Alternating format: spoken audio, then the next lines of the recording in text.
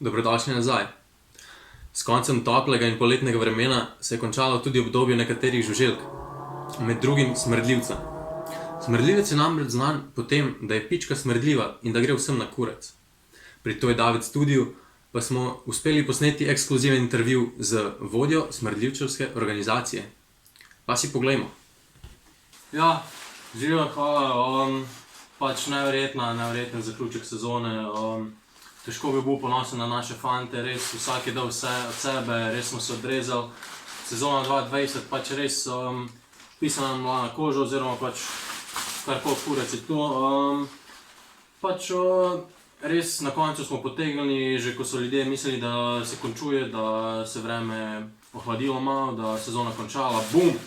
Na polno sekal, 2 tedna ujel, pač res ujel neprepravljene, mesec smo, pač zaključek mi je bil res všeč, da ne omenjam začetka samega, mislim, da smo od začetka šli na polno, tako kot je treba. Pač res pozna se delo veteranov, vsak, ko je bil čas ta prav, se je vsak res naredil, kar je bilo za narediti.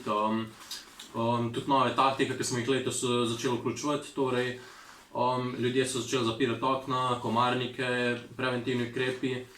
Mi smo se odločili, da se rodimo sredi zraka, znotraj sobe, boli nas kurac, kupo maslo šlo, pač res letošnja sezona gre v knjige, v zgodovino. To ne pomeni zdaj, da s koncem sezone smo začeli se zabavati, mi smo se začeli intenzivno pripravljati že na naslednjo. Zdaj čez zimo sicer potrkamo vsi, ampak spomladi mislimo priti nazaj, močneje kot kadarkoli.